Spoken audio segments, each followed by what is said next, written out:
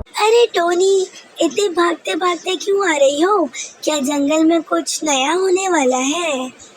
हाँ मीनू मौसी, खबर ही कुछ ऐसी है। राजा जी ने घोंसले बनाने की कंपटीशन रखी है। इस बार हमें सिर्फ घोंसला नहीं बनाना है, बल्कि उसमें रंग भी भरने हैं। जिसका घोंसला सबसे पक्का और बहुत ही प्यारा होगा, उसे ही राजा जी विनर बनाएंगे और बहुत बड़ा इनाम भी मिलेगा। अरे वाह! तो फिर तो ये समझो कि हमारा इनाम तो पक्का है। चलो अब हम अपने काम पर लग जाते हैं। इधर सारे पंछी नए घोंसले बनाने की तैयारी कर रहे थे। चलो, कंपटीशन के बहाने हमें हमारे नए घोंसले बनाने का मौका भी मिल गया। हाँ लाडो, और घोंसला बनाने में हमें मजा भी बहुत आएगा। मुझे ऐसा लगता है कि इस दफा तो बहुत ही ज्यादा मिकदार में बारिश होने वाली है। इसलिए मैं और गौरी मजबूत लकड़ियों से अपना घोंसला बनाएंगे और उसे लाल फूलों के रस से कलर भी करेंगे। हाँ, पर तुम सबसे ज्यादा घोंसले बनाने का तजुर्बा तो मुझे ही है, इसलिए इनाम भी मुझे ही मिलेगा। अरे दोस्तों, तुम लोग जितनी भी मेहनत कर लो, इनाम तो मैं ही जीतूंगा, मेरा ही अच्छा बनेगा। इधर बबलू बादल के मम्मी पापा उसके साथ खेल रहे थे। तभी बबलू की मम्मी ने कहा, सुनिए जी, बारिश का मौसम आने वाला है और थोड़े ही दिनों में सारे बादल जमा हो जाएंगे। अरे हाँ, मैं तो भूल ही गया था। हम एक काम करते हैं, आज ही पानी पीने के लिए चलते हैं। पर हम बबलू को कहाँ छोड़ेंगे? हम उसे 2-3 दिन के लिए ऊंची पहाड़ी के ऊंचे पेड़ के ऊपर छोड़ देंगे। वो वहाँ बिल्कुल हिफाजत से रहेगा। हाँ, ये ठीक है। वो ऊंचे पेड़ की तरफ जाने लगते हैं। दोनों बबलू को पहाड़ी के ऊंचे पेड़ पर छोड़ देते हैं। सुनो बबलू, जब तक हम पानी पीकर नहीं आते बेटा, आप यहाँ से कहीं मत जाना।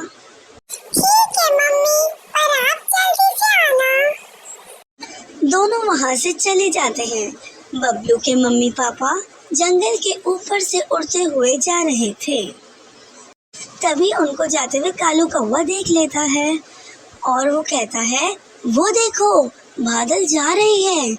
तभी वो लोग सब बादल के पास चले जाते हैं। बादल जी, आप कैसे हो? हम ठीक हैं। क्या जंगल में बारिश होने वाली है? हाँ चुड़िया, कुछ ही दिनों में जंगल में बहुत ही तेज बारिश होने वाली है। इसीलिए सब बादल पानी पीने समंदर की तरफ गए हैं, पर हम लेट हो गए। बादल जी, आप कुछ दिनों तक रुक जाएं ताकि हम अपने घोंसले बना लें। हाँ, क्यों नहीं, मैं रुक जाऊंगा। हमें समंदर से पानी पीकर आने में 4 से 5 दिन लग जाएंगे, जब तक तुम लोग अपने घोंसले बना लो। चलो बादल जी, अब हम चलते हैं।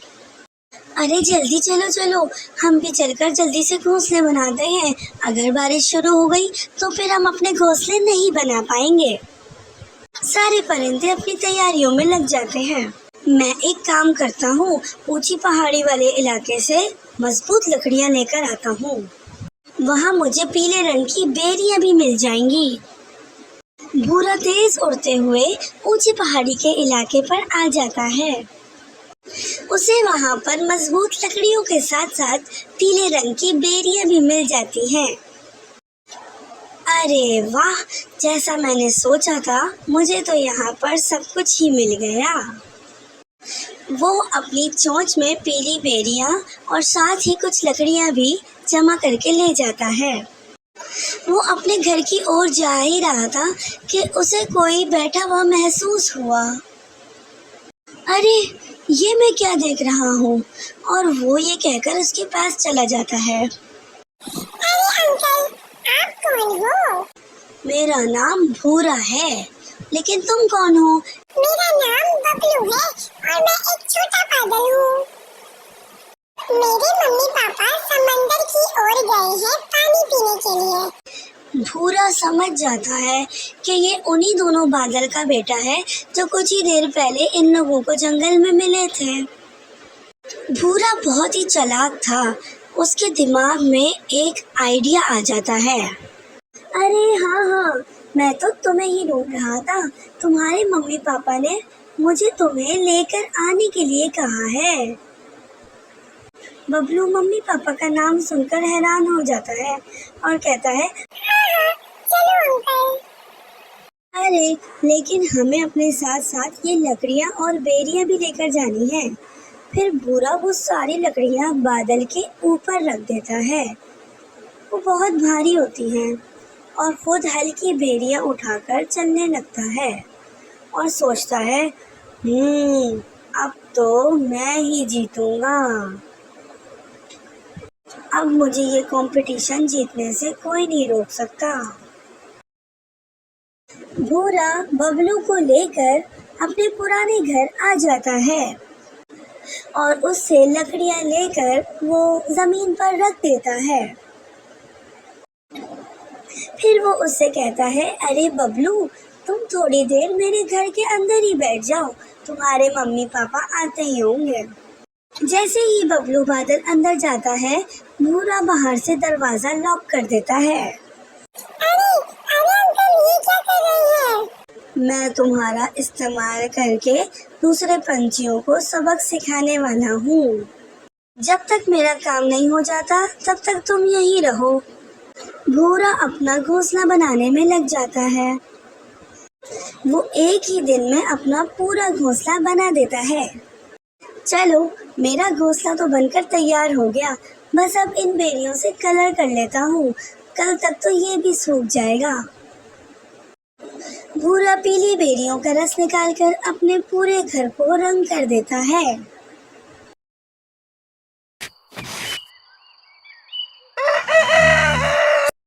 सुबह हो जाती है और भूरा ये सोचने लगता है कि हाँ चलो, मेरा घर तो बन गया।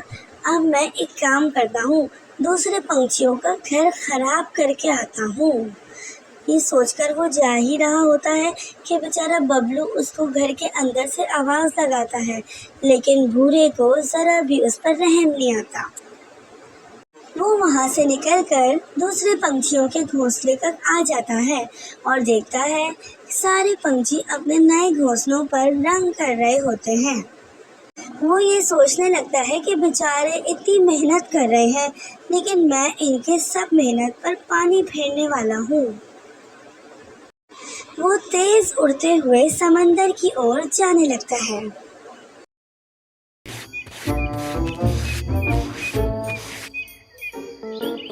कुछ ही देर तक वो समंदर तक पहुंच जाता है और वहां पर देखता है बादल पानी पी चुके होते हैं।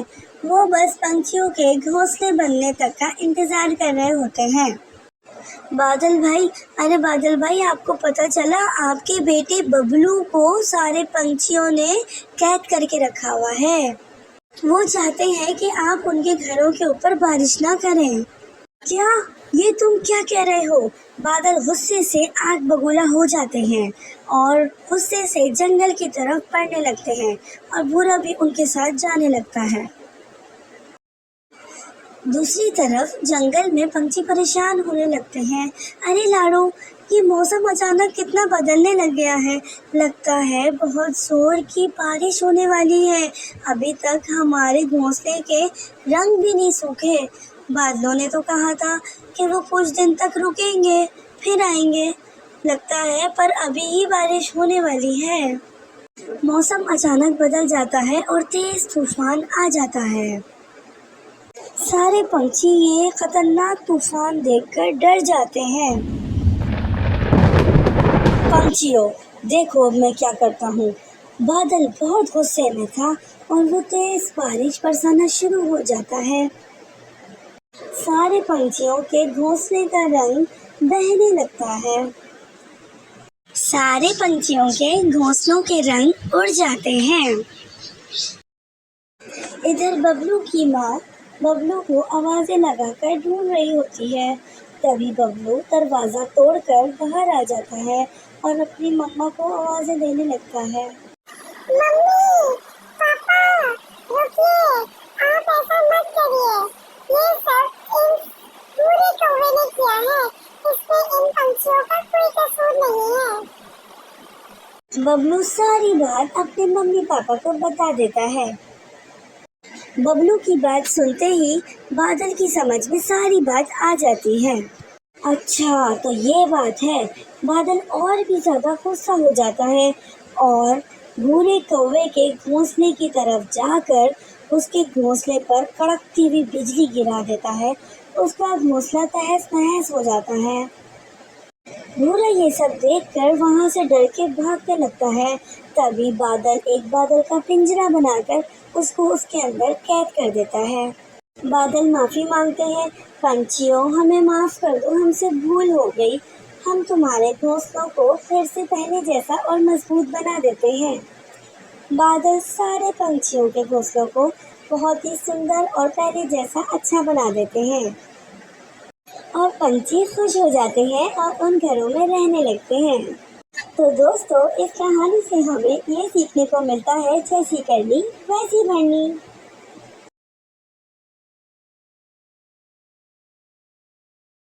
कैसी लगी आपको हमारी कहानी? हमें कमेंट्स में बताएं और लाइक, सब्सक्राइब एंड शेयर ज़रूर करें। शुक्रिया।